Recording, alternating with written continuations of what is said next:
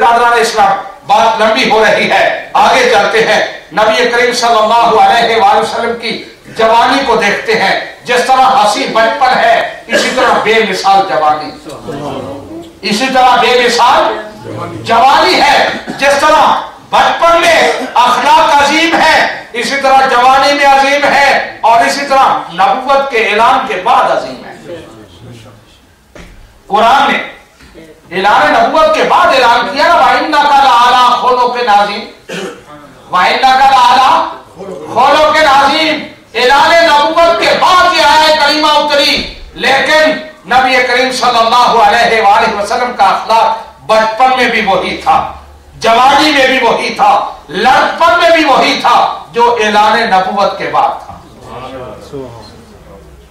حضرت داؤد بن حسین روایت کرتے ہیں، سیرت نگاروں نے لکھا ہے، وہ کہتے کہ جب نبی کریم صلی اللہ علیہ وآلہ وسلم بچپن اور جوانی کی منزلیں طے کر رہے تھے، اللہ تبارک و تعالیٰ آپ کی حفاظت فرما رہا تھا، اور نبی کریم صلی اللہ علیہ وسلم نے خود ارشاد فرمایا، ادبنی ربی فاحسن تعدیبی، میری تربیت اللہ تبارک و تعالیٰ نے خود کی ہے اور بہت اچھی تربیت کی ہے۔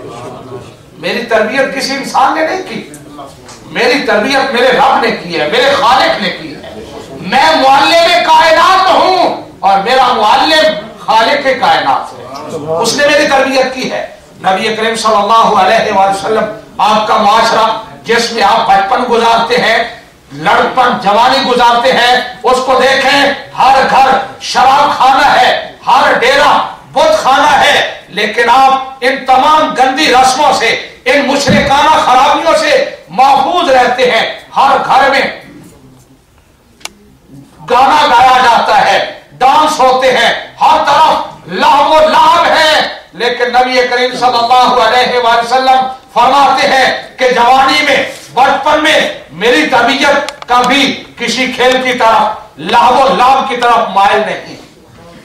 اور دو دفعہ ایسے واقعات پیش آئے کہ میرے دوست مجھے پکڑ کے مجبور کر کے کہیں لے گئے، کسی ایسی جگہ پر جہاں کوئی کھیل ہو رہا تھا، کوئی ناچ گانا ہو رہا تھا، میں وہاں پہنچا، مجھ پہ نیند غالب ہوئی، جب اٹھا تو سارا میدان اجڑ چکا تھا، سارے لوگ جا چکے تھے، مجھے کوئی خبر نہیں تھی پوری رات کیا ہوتا رہا۔ یوں اللہ تبارک و تعالیٰ نے میری حفاظت کی۔ نبی کریم صلی اللہ علیہ وآلہ وسلم کے بارے میں داؤد بن حسین کہتے ہیں کہ آپ جاہلانہ رسموں سے دور رہے، مشرکانہ خرابیوں سے اللہ تبارک و تعالیٰ نے آپ کو محفوظ رکھا۔ جب آپ جمع ہوئے تو مربت اور جمع مردی میں آپ سب سے افضل تھے، آپ کا اخلاق سب سے اعلیٰ تھا، معاشرت میں، معاملات میں، ڈیلنگ میں اور ایک دوسرے سے لین دین میں آپ سب سے عظیم تھے۔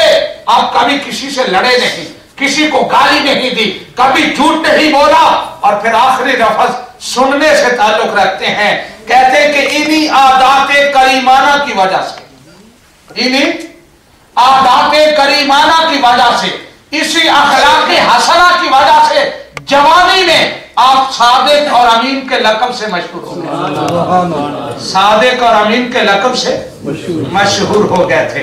برادران اسلام، یہاں میں ایک اور طرف آپ کی توجہ دلانا چاہتا ہوں۔ آج نبی رحمت صلی اللہ علیہ وآلہ وسلم پر بہت بڑا اعتراض کیا جاتا ہے، اسلام پر اعتراض کیا جاتا ہے کہ اسلام تلوار کی قوت سے پھیلا ہے، اسلام جہادیوں نے پھیلایا ہے۔ ان کا طریقہ یہ رہا ہے کہ یہ تلوار پکڑتے ہیں، گردن پہ رکھتے ہیں، کہتے ہیں کلمہ پڑھو ورنہ گردن سے پار ہو جائے گی۔ آج ہمارے بچوں کو یہ بتایا جا رہا ہے، آج ہمارے بچوں کو یہ پڑھایا جا رہا ہے، آج دہشت گردی کو اسلام سے منسوب کیا جا رہا ہے۔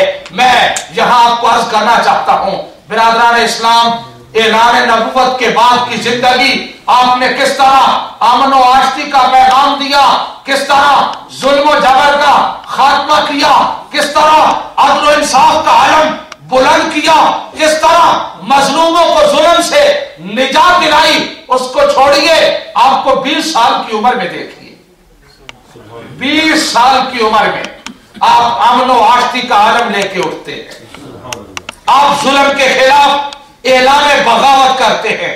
जब आपकी उम्र 20 साल है, आप जानते हैं कि मक्का में कोई हुकूमत नहीं, वहां कोई अदालत नहीं, वहां माइट इज राइट का कानून है, जिसकी ताकत उसी का कानून, जिसकी लाठी उसी की भैंस, उसी का हक है, जिसके पास पावर है हक छीनने की। जो छीन नहीं सकता उसका कोई हक नहीं है। किसी की इज्जत महफूज नहीं, किसी की जान माल महफूज नहीं। इस आलम में नबी करीम सल्लल्लाहु अलैहि वसल्लम जवान होते हैं। ये सब कुछ देख के आप बहुत मुस्तरब रहते हैं, परेशान रहते हैं, बेचैन रहते हैं। फिर एक वाकया ऐसा होता है जो आपके दिले दर्दमंद को तड़पा देता है। आपकी जवानी, जब आपकी उम्र 20 साल थी, मक्का में एक देहाती गरीब हज करने के लिए आता है, उसके साथ उसकी नौजवान बेटी है। मक्का का कोई बडेरा, कोई सरदार उसकी बेटी अगवा कर लेता है। नबी करीम सल्लल्लाहु अलैहि वसल्लम उस वाशे में मौजूद है, बेटी अगवा हो जाती है। अबू जहल के पास जाता है, दूसरे वडेरों के पास जाता है, मुझ पे जो जुल्म हुआ है, मैं मुसाफिर हूं, मेरी मासूम बेटी मुझे वापस दिलाई जाए, मुझे इंसाफ दिलाया जाए।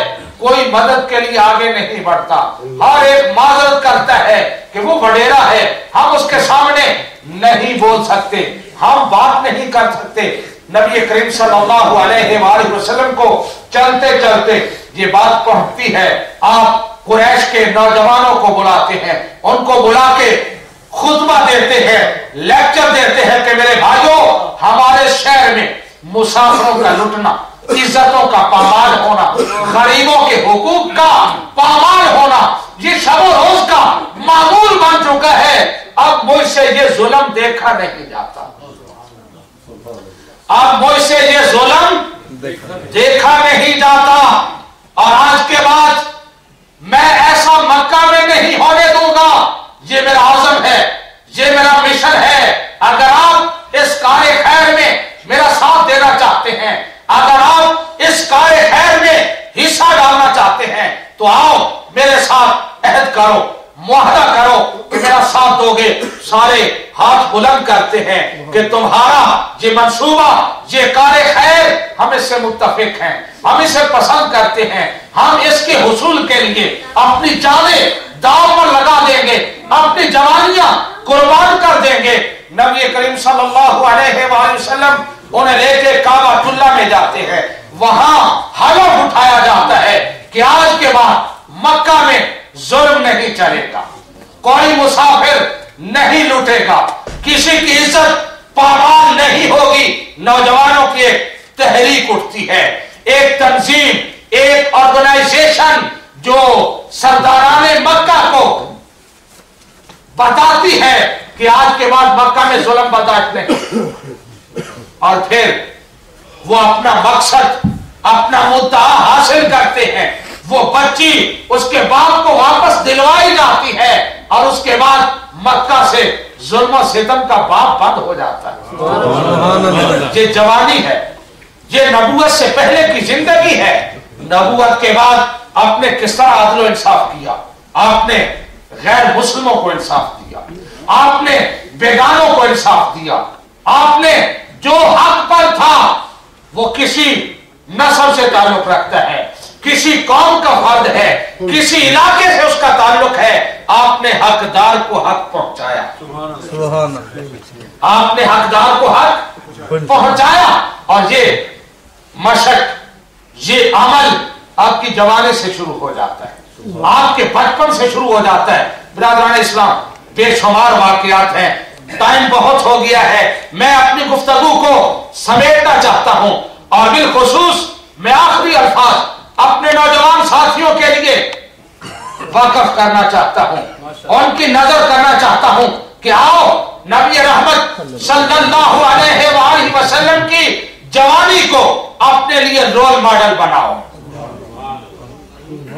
आज नौजवानों से बात करें, वो कहते बुजुर्ग भी यही करते रहे हैं, फला भी यही करता है, हमने देखा है तुम्हें भी। मैं उन्हें अर्ज करता हूं, हमें कोई फख्र नहीं है, हम